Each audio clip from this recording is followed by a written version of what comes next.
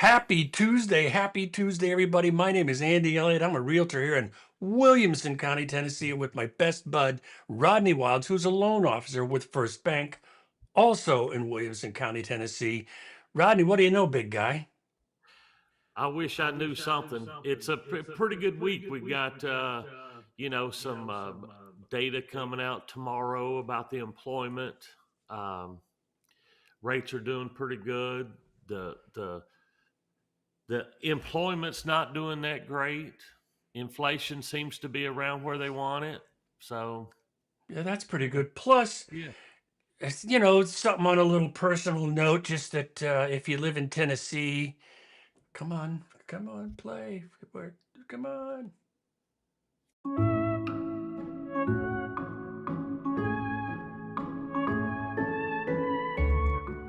For anybody that's what's going on here? Here we go. For anybody that's wondering what that is, Keith Urban and Nicole Kidman have split up. I mean, it's I've been kind of weeping off and on all morning, and I don't mean to make light of that, but it is apparently a big deal around here. So, have you heard about this, Rodney?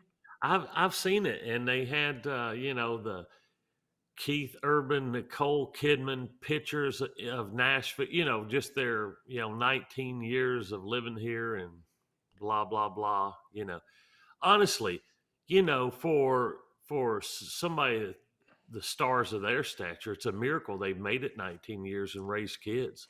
I I'm mean, telling you. because those things, when you have it just, some of those divorces are the fastest of all times, the Hollywood divorces and stuff, they last 3 months sometimes. So, they did pretty good. 19 years raised family. So, Yeah, that, and I'm not making fun of it, but what I am responding to is the social just media, all and the even media coverage. I mean, it's like, yeah, it was like, yeah, the Nashville's own had got a divorce. It's it's like you could have wars ending, but Keith and Nicole are gonna just push right, almost to the yeah. top of that. Not making light. I guess I just did. And I was going to devote this entire show to romance and celebrities and breakups, but I decided against that. I hope you're okay with that, Rodney. Is that? I mean, you're the director, I'm the producer. So today's going to be I you did. Angie says she saw that all the way in California. I bet you did. I imagine that one of them lives out there. My guess. I'm guessing. Um, this is going to be a little bit of a different show. One of the things that I've in real estate, the way that it works is you have a broker who is kind of a shelter. He's an umbrella over all the agents that are below them. And what that's designed to do is for the population, the consumers, is that everybody has a central point where you can go to get information. And that's basically the bottom line is a broker is responsible for everything that their agents do.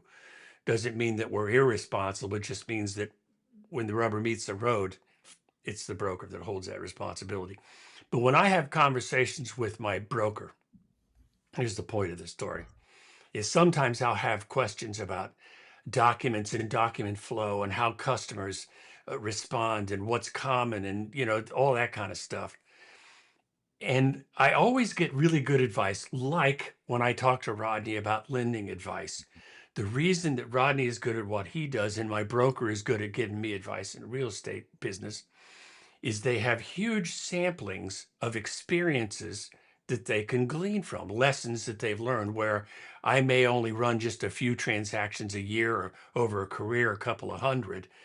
They're running hundreds per month, and they get to see the good, the bad, and the ugly, and give you pretty good answers on how things will come together. The reason I mention that is this first article that I got pulled up here, and Ange was way ahead of us, big fancy house. She was way ahead of us. That this billionaire, Charlie Munger, do you know anything about Charlie Munger?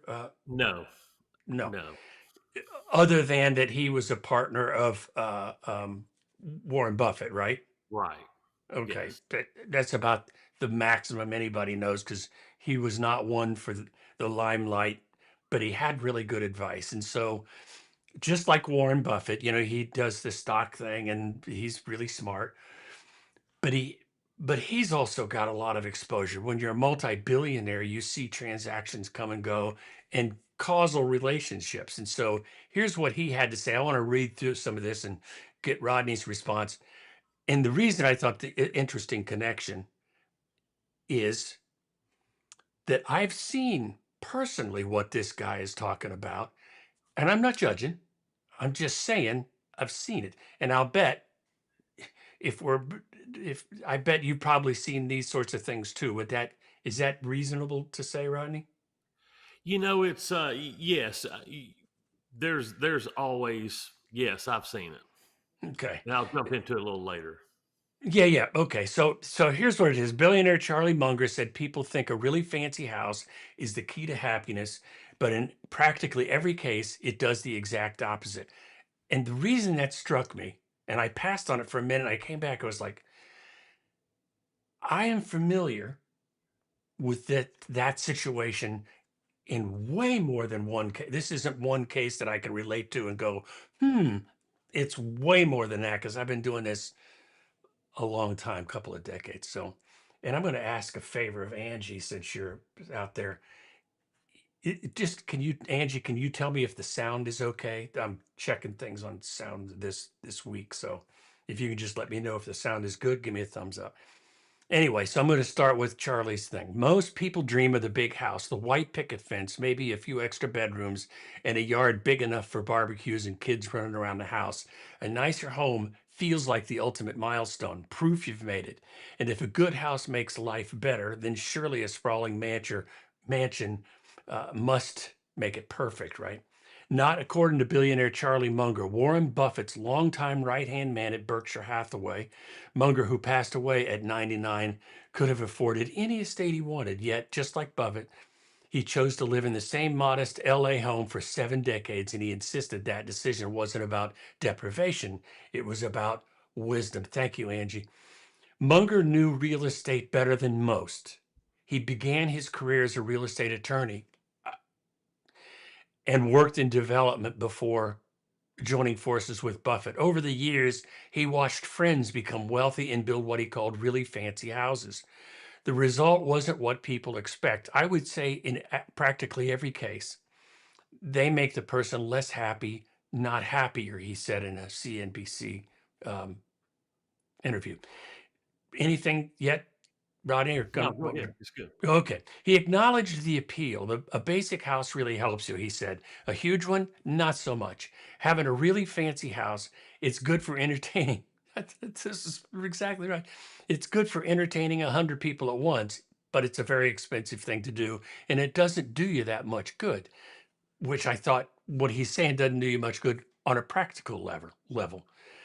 His choice to avoid that lifestyle was deliberate. I decided not to live a life where I looked like the Duke of Winchester or something. I was going to avoid it. I did it on purpose. I'm going to read one more paragraph and then. And the ripple effects went beyond his own happiness. Munger admitted he thought a palace like home might damage the way I just thought this was thrilling. Thrilling, wrong word. It was interesting. Munger admitted he thought a palace like home might damage the way his children grew up. I didn't think it would be good for the children, he said. You grow up in a rich family, your duty is to use the wealth and live grandly. Isn't that something? That is what everyone is doing with the money. You learn from people who are doing it. And what he's saying there, it's couched beautifully, is they're carrying on bad habits. Wouldn't you say that? Yes. Any thoughts so far? No, go ahead. I'll jump in when we're done here. Okay. It's a perspective that can feel counterintuitive in today's market where buyers stretch their budgets to land bigger homes, convinced more square footage means more satisfaction. Yet Munger's observation that mansions can create more problems than joy speaks to a truth people are still reckoning with. And while not everyone can take cues from a billionaire, the frustration around home ownership is real. Who wants to deal with leaky roofs, outdated HVA systems, or surprise contractor bills? That's why some people are looking at alternatives like Arrived. If you've never heard of Arrived, it's a Jeff Bezos based thing where you can get in for $100 and get in an REI, a real estate investment, like a deal like that for cheap. The platform lets you invest in fractional shares of homes across the country, choosing the zip codes and properties you want exposure to with as little as $100. Sounds like a commercial, don't mean it to be. Little as $100, you can earn passive real estate rental income without the headaches of managing a property or the stress of stretching for a mortgage in today's market. It kind of sounds like a good deal to me. I'm going to look into that. Munger's point wasn't that houses don't matter. A comfortable, well kept home can really help you, as he put it, but chasing something excessive, whether for appearances or out of belief, it guarantees happiness often backfires. His friends built mansions, he built stability. In the end, he said, the sprawling estates left their owners less happy, not more. For anyone caught up in the race for bigger and flashier, his words land like a splash of cold water. Maybe the secret isn't in buying the fanciest house on the block, but in remembering that even billionaires knew a modest home could be enough. Yeah, well said. Well said. I mean, it's I will say this, there are levels to this stuff. So, when he's talking about he lived in a modest home in Los Angeles, let's probably put that in perspective. It's probably a really nice home in Los Angeles. It may not be, but when they're talking about sprawling mansions and Duke of Winchester, they're probably talking about 20,000 square foot, 10,000 square feet, things like that, to where it's really, really, you know, the big and the flashy, Um, but I think it applies to everybody. Like, if it's somebody who can afford a $700,000 house, but yet they want to live in a neighborhood that's the $1 million neighborhood. Um, that is what I see. I see people doing it for, just like he said, for the looks of it, the splash of it, you know, that I forget how he put it, but you know, it was exactly the way it was, the fanciest house on the block. Um, and just going a little bit, and I think this is kind of where the term house poor comes from, is you're Oh, stretching, even though it's not the palatial, you might stretch too much. And then I think that causes the biggest concern of people, is that their housing expenses is too high, for, even though they can afford it and qualify for it, practicality, it's too high for how much money they make. If that makes sense. it makes total sense. And here's the thing. I want to be careful on how I do this because I don't want to drift into the sounding judgmental stuff. But the reason I preface this entire story with my broker telling me things that his experiences have proven out to be true that I didn't know. I mean, so I could learn.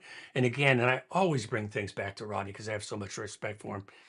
When we're talking about money and loans, I go to Rodney, and it's not because he's smart, but the deal is he's been doing it 30 years and he's seen every version of bad decision and how that comes to pass, and I'd like to avoid those things if at all possible, personally. And that's why I come back to those guys.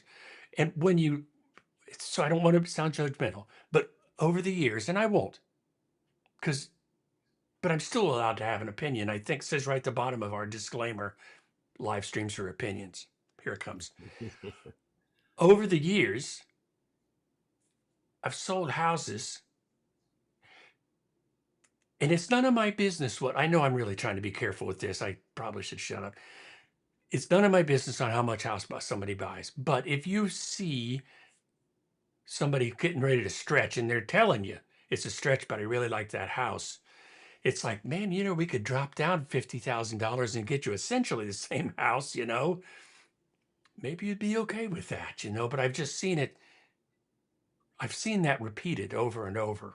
And I've seen over the years where somebody would perhaps there's a difference between how much you can afford and how much you should buy. There's a difference on that. and you can't really warn people. You can just say, hey, you don't have to use it all. Yeah. That's possible. But they'll make decisions, and sometimes it's peer pressure, and I've seen it where it's peer pressure or the next nice neighborhood and that kind of stuff. And I've just seen it to get people in trouble. And that's what's this article, because I've got friends that have. Do you have any thought? I'm going to throw in just a couple of ideas beyond this. Any other things? I just it's a really good topic. It brings up a lot of thoughts about people stretching and things like that to get into a little bit more, the bigger house.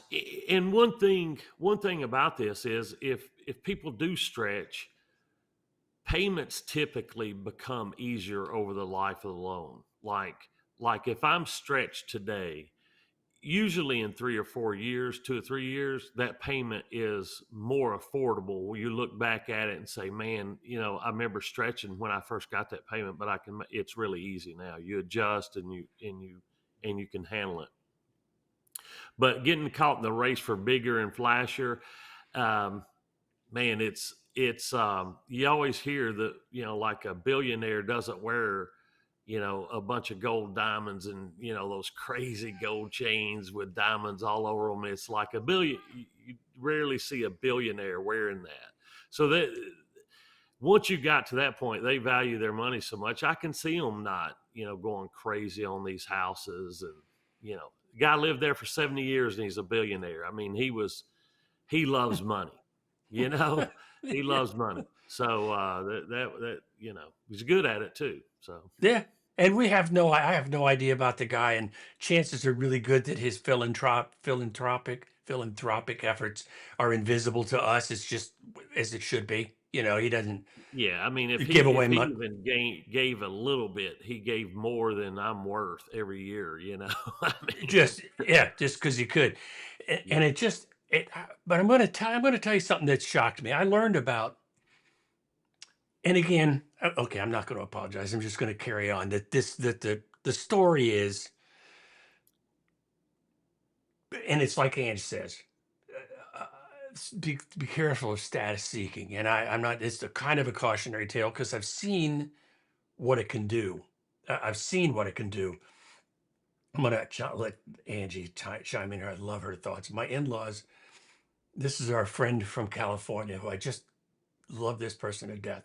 My in-laws lived in a 5,000 square footer uh, plus house and later downsized to 2,800 and were just as happy, much less. That's the story in a nutshell. Here's what I know, and I know this because I'm in the business. Whether people like it or not, a lot of what you do financially is public record. It's just quite a bit of it out there. And I discovered a website here last week. I had never heard of it, but it's called Better Choice Notices. Anybody that's watching it, have you ever heard of that, Rodney? no, I haven't. Get ready for this. On some websites, you have to pay an arm and a leg to get foreclosure notice to find out, like, if somebody's in foreclosure and all that kind of stuff. You have to, it's like there's a number of websites I could look them up. I can't remember because I ignore them. This particular one is free. And you can search by city, county, whatever. Here's what I can tell you. And when somebody goes into a foreclosure, I am telling you that is pretty far down the road.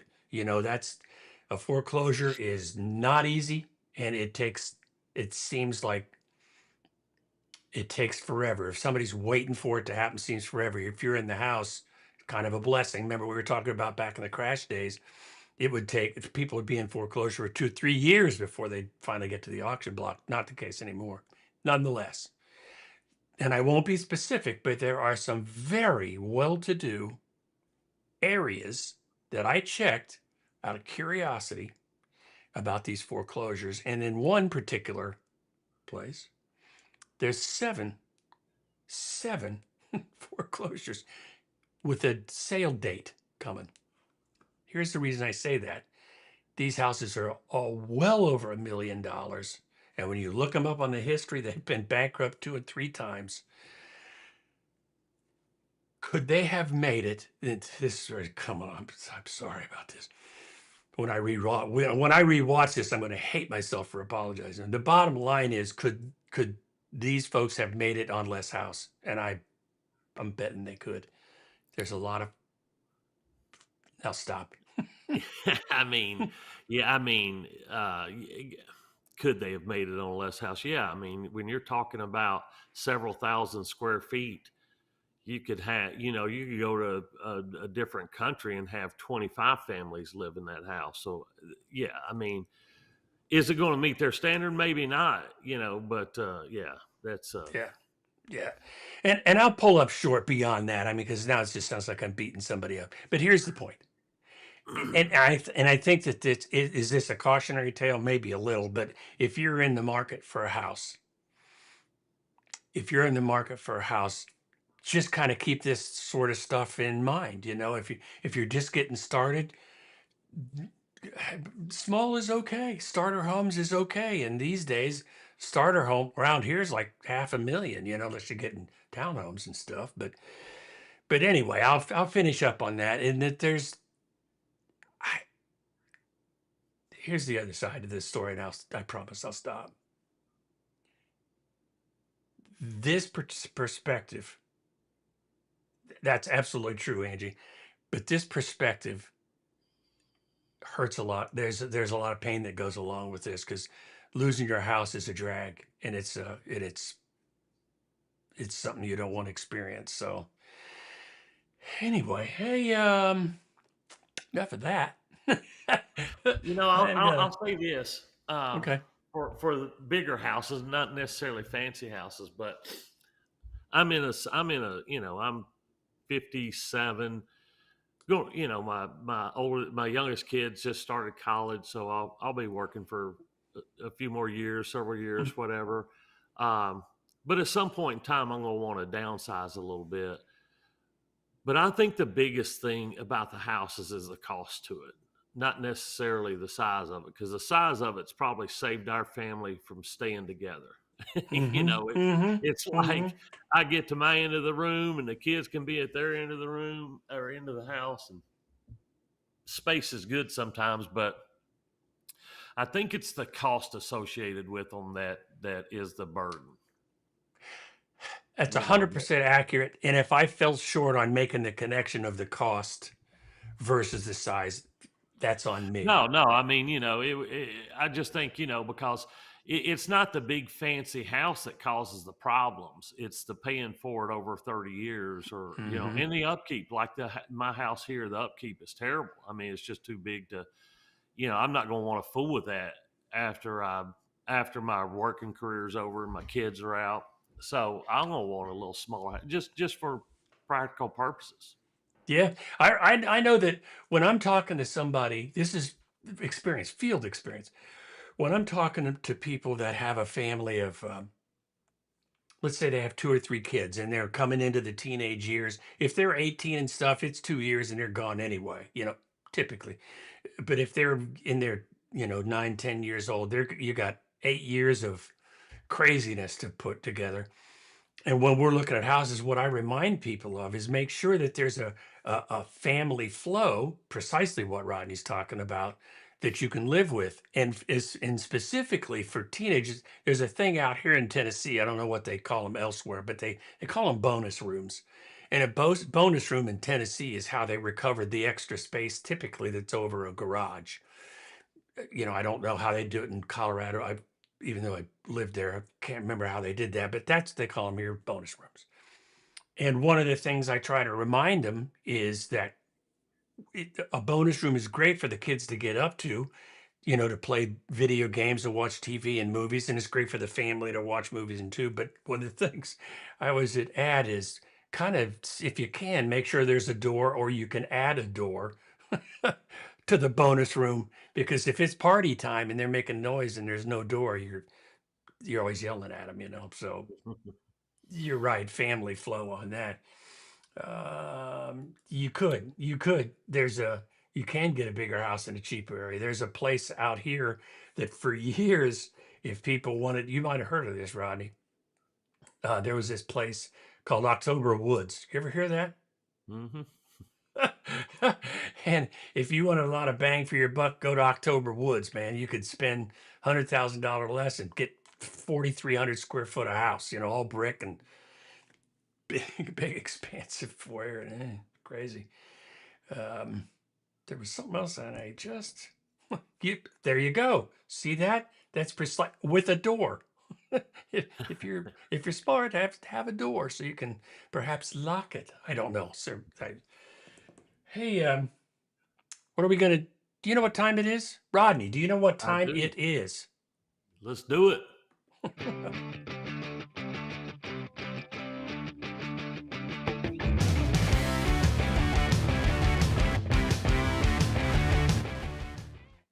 Yeah.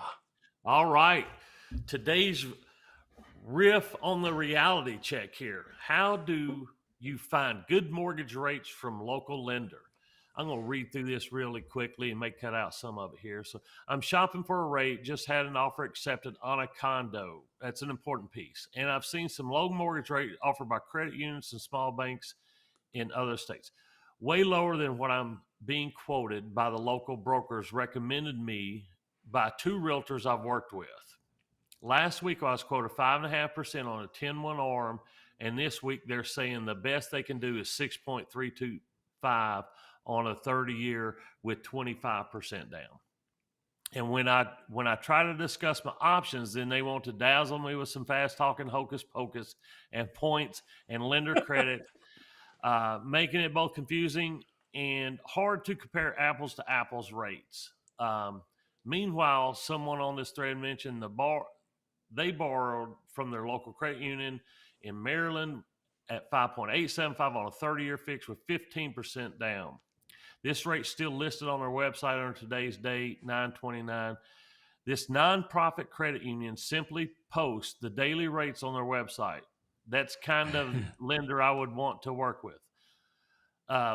Unfortunately, I haven't found anything like that, and I'm not sure how to. The only credit union that's been recommended me is Alliant, and they appear to be offering 6.5 on a 30-year fixed at the moment.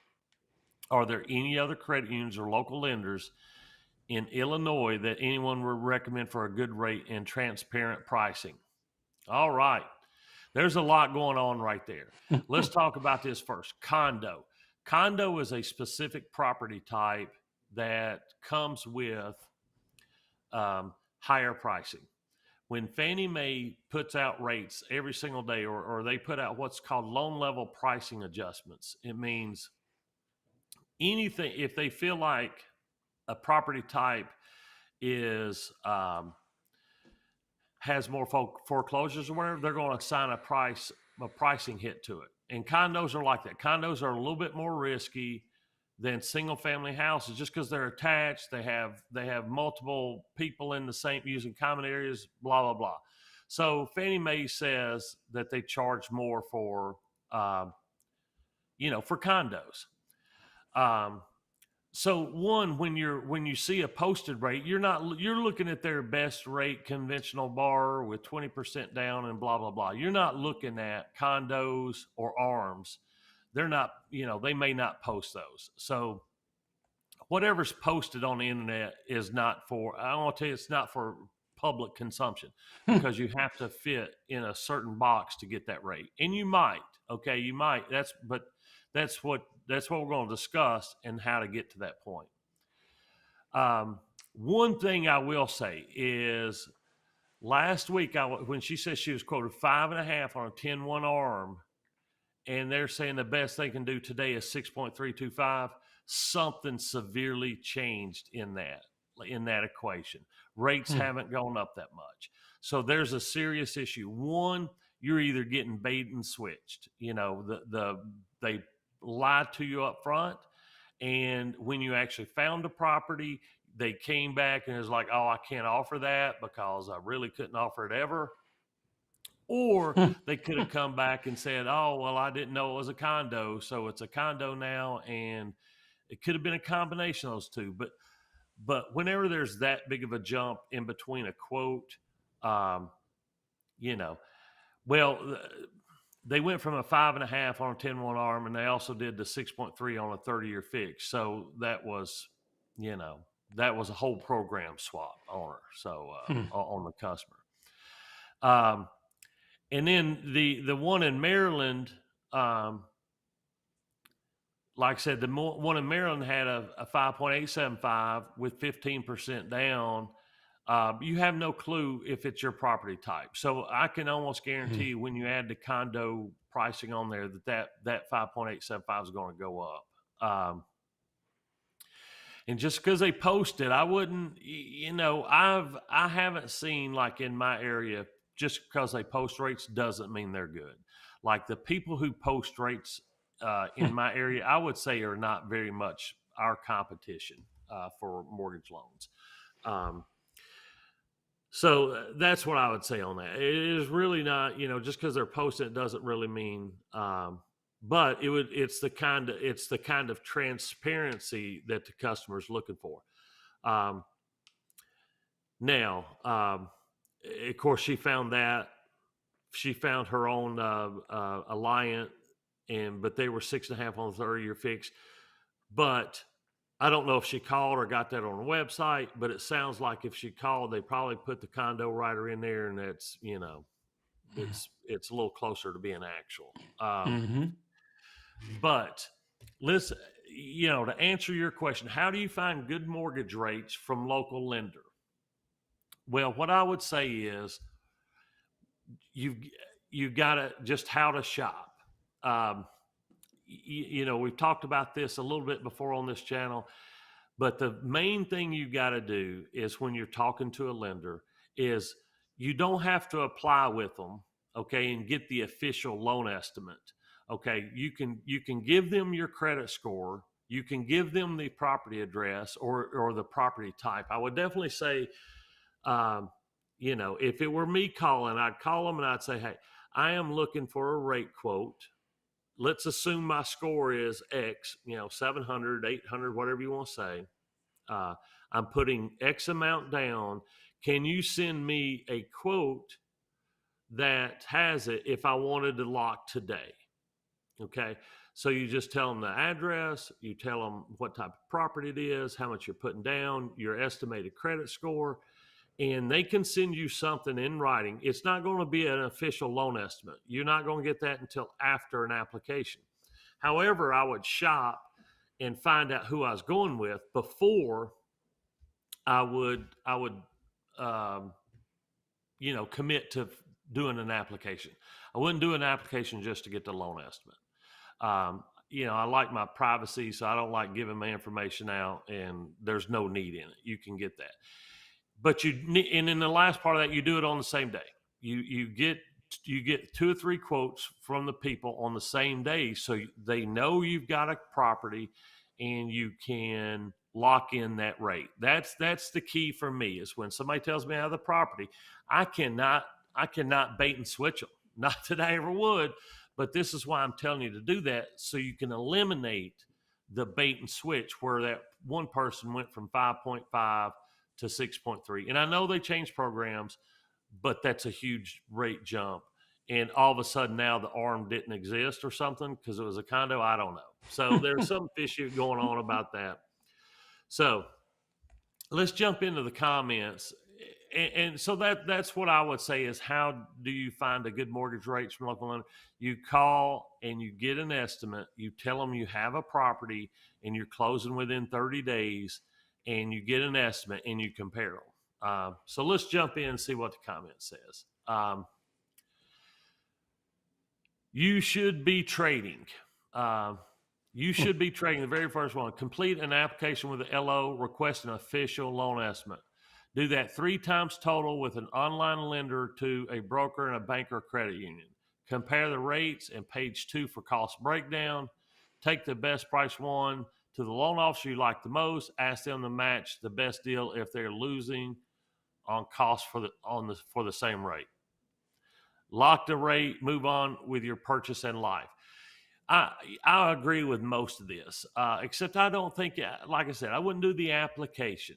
Okay, you can call these people and get the same thing Mm, without providing all of your information to them. mm, And I wouldn't just call a bank or a credit union. I would definitely listen to the the people who gave you the referral, the real estate agents who gave you the referral. um, those are people who work and try to do a really good job because they work by referrals. Okay, so if they're working by referrals, I always think that they're going to do a better job than somebody calling in, say one of these companies that's the I got the best rate.com, mhm. and they're just treating you like a taxi cab. You're a one-time consumer for them. It's they get you to the destination, hopefully, and you get out. So hopefully you get a little bit better service than that. So um, let's see here.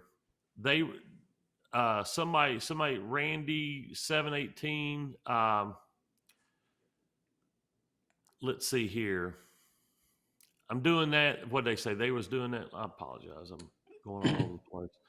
Um, Doing this right now, the loan officer I like the most had the best price, but I feel stupid just signing on the dotted line. So I'm taking it back to the other ones I don't like to see if they'll beat it. And I'm going to take that back to the first guy and see if he'll beat it. Then call it a day. Is that a blank move? Yes, it is. Say I it. mean, if you didn't like them the first place, why would you want to go back and work with them? But that's just me. It's the biggest purchase of your life. If you don't, feel like you need to trust them a little bit. Uh, and I'm all about getting the best deal. But when you start going back two or three times, you know you need to. You're going to end up with a person who's going to give you the best deal possible, but you have no clue if they're going to close it or not. Mhm. And that's not always the best situation to be in. You could end up losing. I mean, there's just disasters all the time with people who do this. Um, there's no secret to it. They're making less money. The people who are doing it, I think, are less familiar with guidelines, getting your loans closed on time. I think sometimes you get what you pay for. Keep in mind, most people in these threads are not posting condo rates. That's a good point. The 30-year fixed average single family homes is 6.38, so 6.5 is not. It's a little lower than that. Empty Mammoth. Um, I've They seem to comment all the time on these things in here. Hadn't you seen that name before? Empty Um, Mammoth does seem familiar. uh, Top Skipping down 1%. to Hornet Madness 79. Talk to your realtor. Typically, they have a book of people they recommend. Absolutely. You usually get good service when you're working with your realtors people. Um, Most quote rates for single family homes, condo rates are always going to be low due to them being a riskier property type compared to single family homes. Rates matter, but so does close on time, communication, trusted loan officer you work with. Remember, you typically can have two or three cheap, fast, and easy. It's rare you have all three. Mhm. You could use a broker and let them shop rates for you. You should also make sure a list of local banks and credit union. All right. Let me give you a little tip on this. A broker, you say a broker, basically someone who shops rates around, plugs in your information and shops rates around and gives you the best deal. Most banks, now the broker also, the component to a broker is they don't fund with their money. They fund with maybe a warehouse line, which would be considered their money, but it's not. They go and borrow the money and run it over a warehouse line, and that's standard for 99% brokers across the country. The banks may use federal funds rate, or the banks may use their own cash, but however they still broker these loans. They're called a mortgage banker. The biggest difference is that we fund those loans. The banks oftentimes fund these loans at the table, so they don't have to send them to the broker to have them underwrite and process and all that. We do all that locally and do it here, and then just sell the loan, or they buy the loan that we locked with them Hmm. after closing. You know, they physically take it out of our name, we close it in our name, and then we instantly sell it to them. You know, within before they make customer makes the first payment is the goal. So that's the difference between the bank still shops. Most banks or a lot of banks still shop around your rate to see who is the best lender to send it to, even though it's a bank. And the credit unions may do the same.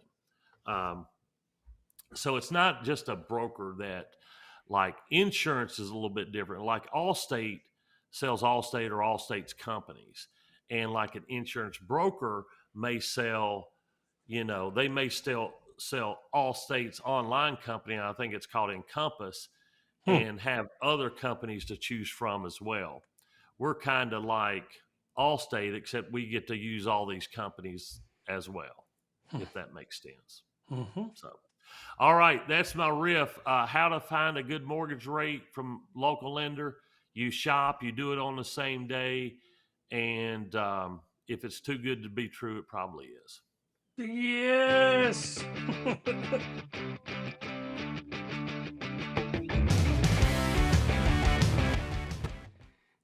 That's excellent stuff. That's excellent stuff. And I've got nothing to add. Good for me. It's amazing. Wait a minute. What? Ouch. I think that hurt. We should post our thread to these people because it's only 15 hours ago. Like, the thing I always do if somebody's shopping, I'm like, send me their quote. Like, let me look at it for you. And if they beat me, they beat me because this is a purchase. We're selling money. You need to get the client the best deal on the market. Like, there's sometimes that the client needs to take a different deal, but a lot of times we look at them, uh, and they're charging fees, in a different spot, or just different things. It's the LE doesn't match your contract, um, you know, and they're like, well, this lender's $3,000 higher. Well, it's because we've seen your contract when you put the title insurance in there, and they didn't because they didn't read your contract, and it's, but when they go to closing, they're still going to have that cost. So that's the thing about it is, your Way lender to can go. help you shop if you get a good one. I don't mind doing that at all. Way to go, Rodney. Now, is it okay if I just add one thing in? Yeah, please. Okay. Because I don't like to interfere in the riff. Here's the deal that they had absolutely right. And the one guy said it in one line, but there's two parts to the equation, and that is good rates are important, but being able to close on time and making sure that it's a smooth transaction means way more than you think it does until one's fallen apart. And the best way, this is my opinion, and it's correct. The best way you can assure that, and the reason Rodney gets so much business is he repeatedly gets not only good numbers, but closes on time. It's a smooth transaction. He's had people have good experiences. So when you get referrals, ask for their experience. And if it was good, use them. So in saying that, if anybody is looking for a loan, Rodney is taking calls on that. You can find his contact information pretty easy. It's in the description box below. We Excellent. can help you shop. Yes. There you go. Help you shop. We need to build something on that. Perfect. All right. So the next thing, and this is where it's telling you, is a little bit for my stuff. It's a little bit weird today because I'm taking a different tack, and I think that I mentioned this before. Did you know what I'm not going to ask you like this a test, but I learned when I was getting my license that the purpose of a real estate agent isn't really to close deals, it's to make the highest and best use of land. That's actually our job. If it's a mandate, you can phrase it that way. We can back up and answer this from Angie. Can you see that? How smooth and Yeah. fast do cash deals usually go? Okay. The cat. The it's This is pretty good. what the cash deal does, it removes the lender. Okay, removes all the financing companies and some forms you have to sign and things like that. Um, if what it doesn't eliminate is problems with the seller, problems with the property, any things that come up like that. And honestly, that's a lot. Like, um, I would say you have other issues just as much as you have lending issues in the, there's all the time there's a closing. Oh, it's something's going on with the title. Something's going on with this. Something's going on with the appraisal. There was this, there was that. So as long as, you have these normal hiccups, but it is smoother and it is faster because you eliminate one big piece of it, which can cause problems, which is the lending piece. When you get that out of the way, it definitely makes it smoother and faster. It's just, you just don't, it's not always issue free because now you're, and I think sometimes the bank, we definitely, like when the mortgage company's involved, I think you keep everybody a little bit on their toes with compliance, forms being signed. There's no, you'll have an appraisal. So it eliminates some of those issues, but it's going to be faster and smoother 9 times out of 10 without a mortgage company involved. And I can tell you that from the buyer side, and I think that you touched base on this, is that for somebody, let's say that it's somebody buying a house and it's cash that is experienced in real estate. They're not, they haven't gotten an inheritance and, they, new money or something, but somebody that's got experience in real estate.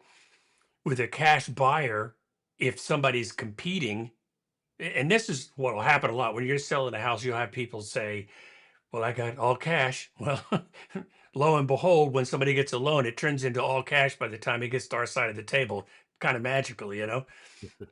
But the argument that they'll have, and it's true, is that as a cash buyer, you can eliminate the stuff as Rodney is talking about. You can eliminate the appraisal. You can eliminate every single barrier. I just want to buy your house and we're going to close, except for the title work, probably. You get that done and you can close in 10 days, piece of cake. So it depends, Yeah. but be careful. You can close too quickly. Yeah. Contingencies. Good question, though. That's the answer is fast. So let me see. We got 13 minutes. So I was gonna do an article and I'll show you what it is, but I think I'm gonna gloss over it.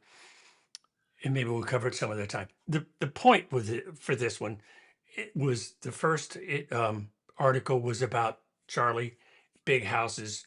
Maybe it's more than you need. Whatever, it's people. And the reason I mentioned the realtor's job is highest and best is the purpose of real estate and helping your client, whatever they want to do, and give them good advice. And it was in this article I thought was interesting about U.S. birth rates plummet as home prices surge. I'm not sure about the connection. I'm not completely sold on that. Here's how the housing market is shaping family planning. Not that I'm looking forward to having any kids, but the point of it was, and what kind of caught my attention on this was, and I won't go into it other than to say, housing is really important to people in their lives. I mean, it's more than just a house. It's more than just four walls and a roof. And what this article basically says is if a house is too expensive, they don't have kids or they put off having kids. I, it, I'm 71, and most of the people that I talk to, there's kind of very little planning, a lot of times with kids. It's like, oh, look, what happened? I don't know how that happened. But do you have any thoughts on Yeah, that? I don't. I read the article. I thought it was I I thought it was a crazy article. One where it starts out with the birth rates plummet as housing prices increase, and by the end of the article, it said, I think it admitted that, oh, by the way, if somebody has more equity in their house, they're more likely to have kids. Okay. So they went the exact opposite of the headline. But I'll say, I think the article title is correct in saying that it's expensive having kids, and housing is just part of that. Like somebody said, your house costs more than a kid. No, not even close. I think kids cost way more than your house does. Way more, Um, way more. and having two, and one just now going, second one just now entering college.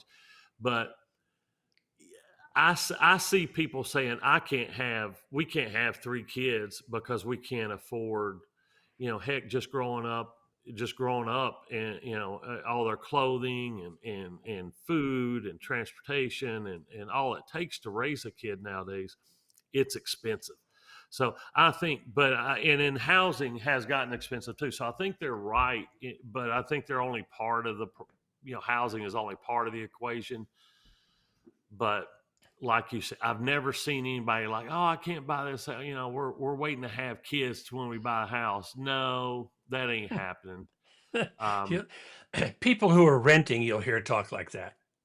uh, but I You also know. see six. I've also seen five kids in a rental. I mean, Oh it's. yeah, that's true. That's true. I mean, so No judgment. I see it. I understand, but I like from my perspective, I see people saying, "Well, man, I would really like to have five kids, but I can only have two because we would have to have six jobs to have five kids, to Yeah, raise them." I get it.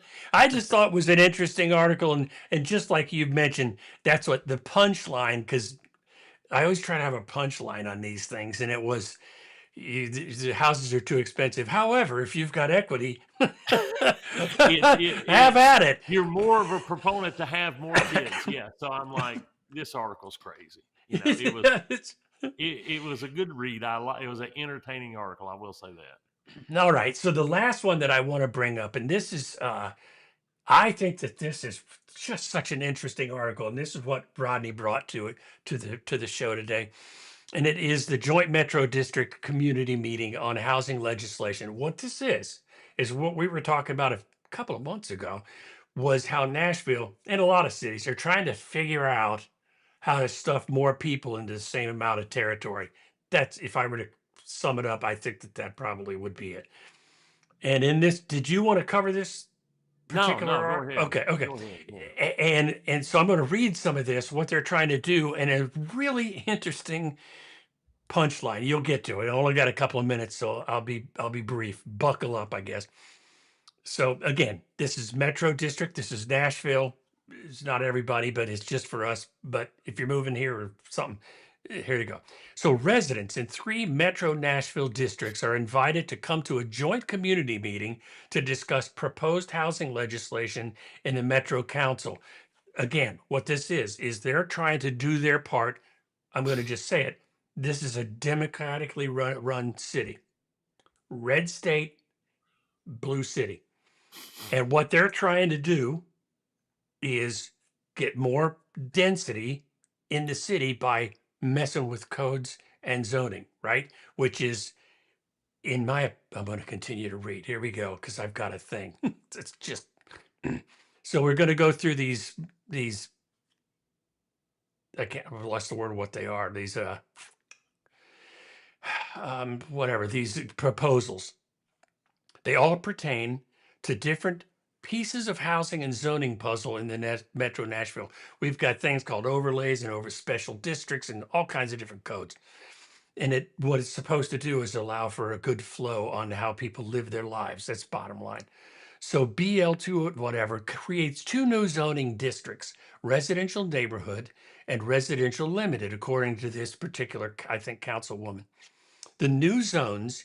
Now, I loved this word. Tell me if this isn't somebody Gentle worked on. density. You don't even have to say it. Gentle density. Yes. Somebody crafted that. New zones enable gentle density that transitions from corridors to neighborhoods through middle housing, not clear on what that is, and creates standards for housing types currently not listed in the zoning codes. When you have an area, there's only some stuff that you can build and some stuff you can't. Home styles such as townhomes, house courts, don't know, 3 and 4 unit plex houses. They usually limited to duplex typically, and low-rise flats could be included in these zonings. The next proposal would amend the Metro Code to simplify and improve design quality standards pertaining to height within the single family residential and the 1 and 2 family residential zoning districts. For example, this what for example, the change would limit building heights within RS residential, whatever that was, and R districts to 2.5 stories instead of 3 stories to fit within the height characteristics of many existing single and 2 family neighborhoods throughout Nashville and Davidson County. Can you explain that, Rodney? Yes. First, let me jump back. I want to say something like, I think AI wrote this article first of all, and I'll go back to when it says the new zones enable gentle density transition, blah blah blah, and home styles such as townhomes, house courts, and 3 to 4 and 4 unit plex houses and low rise flats. All right. First of all, house courts is a it's actually house courts is not a term, but what I actually had to look this up because I didn't know. I was like, what the heck is a house court? House court is they're actually saying how they're using house courts in a wrong term. All house courts means is that the properties are connected and there's some common area owned by other people. Okay. That's it. So it's not an HOA, but it's describing a townhome slash condo kind of zero lot line kind of scenario there. Okay. All So right. that's the first thing about house courts. And we don't use the word flats. It's just But low rise flat is meaning like a 3 to 4 unit or 3 to 4 story apartment, something like that type without elevators. It's going to be more quaint. They're not going to be big high rises with elevators everywhere. okay. What they're creating new, BL 2025-1 1005 creates the zoning districts, and they're going to allow for these such type homes, the townhomes, the attached units, the 3 or 4 unit and low rise buildings or flats in that one right there. So that's a pretty big deal. And then the second one they're going to do the design, improve design standards pertaining to height within single family residence into 1 to 2 family residential zones. But the whole thing about this one is crazy is that they're going to lower it from 3 stories to 2.5 stories. And I'm like, why are you wanting to build density? Why are you, call it gentle density, which we know what that means. You can go to any other city and look and see what they've done and how it's changed the geographic area there. So, but the second thing is like they're wanting to lower the height. And I'm like, what What? what are you doing here? You're taking away a story, so I don't get that. Like that seems opposite to me. um and then the last one was for the basically saying everybody can have a accessory unit or detached dwelling, and then they're going to lay some over, they're going to give you some examples or some guidance of how close it can be to your house. So yes, that was the one, on those three, there was like, wow. You know, I don't know what I would do if that was wanting to come to my neighborhood like that. I think it's kind of weird.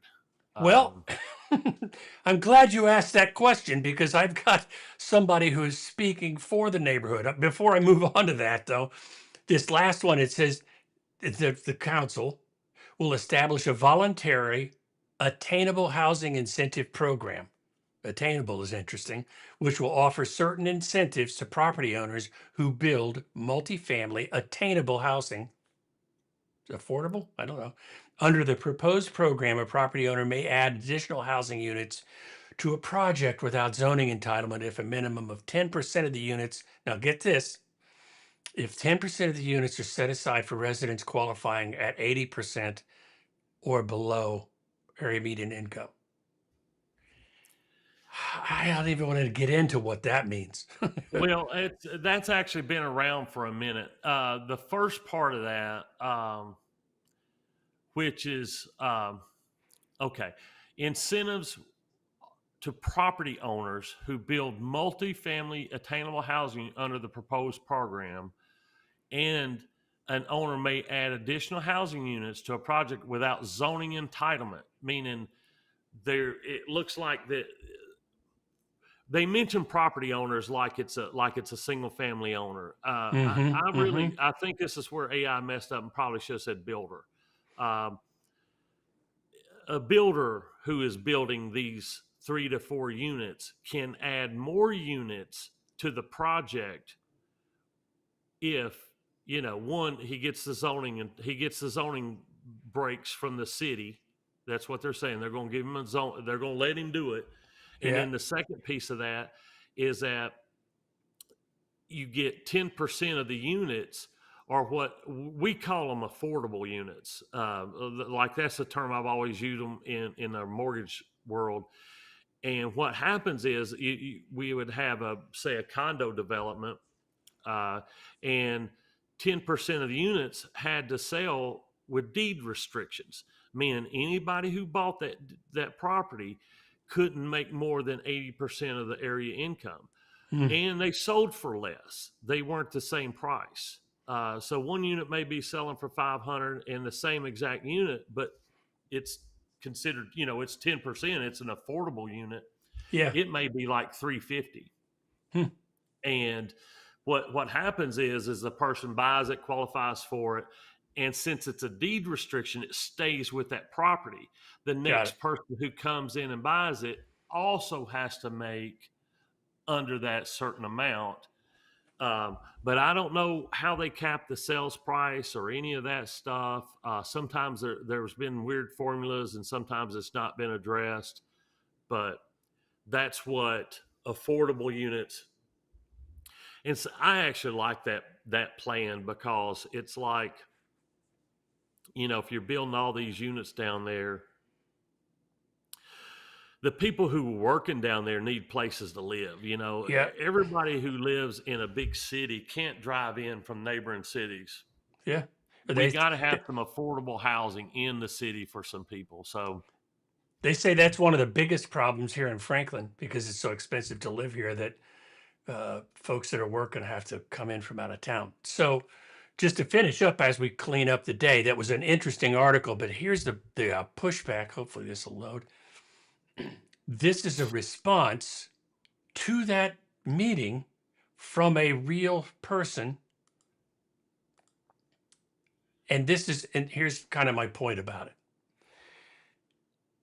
You've got the council that's trying to, in my opinion, they're trying to do the right thing. They're trying to figure out a way to increase density to improve to get more housing. I mean, that's what they're trying to do.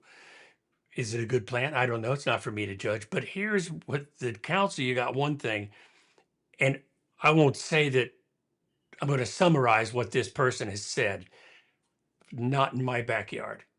That's what the people that live in that neighborhood, and if you yeah, read through the comments, it's that's and she was hoping for more of a uh, uh, um, an opponent stand up. Only 20 people showed, and she was hoping for 100 or whatever the number was.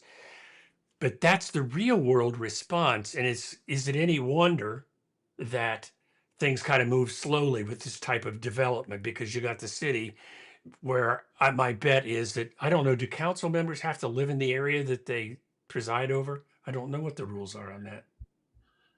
yeah. I I don't just, know. yeah. I mean, this is a total different than it's a different concept than is for us. You know what I'm Mm, saying? yeah, We haven't been. I haven't lived in a big city where these things are.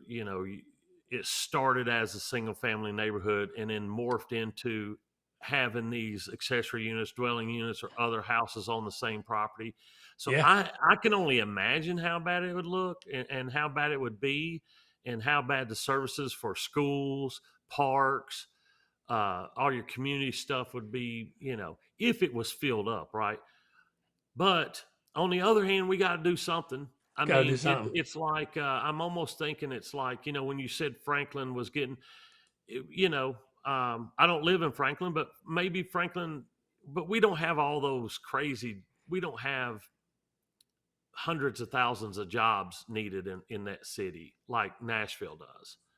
Yeah. Um, so yeah, it's needed. So I'm thinking, if you live down there in the nations, right, or wherever this is taking Yeah. place at, it's like, man, if you don't want this to come, you may need to move because it's coming to the downtown area. It's coming. Like it has to, whether you like it in the neighborhood, but there's going to be people that's going to cram in there. So you Yeah. may have to move, get in where you fit in. Like And, it's changing. get in where you fit in. That's t-shirt material. Here's the punchline, and we'll let it go. The punchline is because this was 4 days ago. The council did pass it. So on this, so the fact that they stood up against it, they made their thoughts known, but it didn't affect the council at all. They apparently have Yeah. approved it. So, and I just thought this was interesting that you've got such a push, and it's going on across the country. It's been going on for a long time. We need affordable housing. We need affordable housing, Yeah. but not in my backyard, dang it. Yeah, I mean, I'm telling you, every city's dealing with this. This may have Yeah, said Nashville, but you could have wrote Knoxville, Memphis. You could write any city around the San country. Francisco, you bet. Yeah, it's It's it's happening everywhere. it's happening, so it means it's probably not going to change much anyway.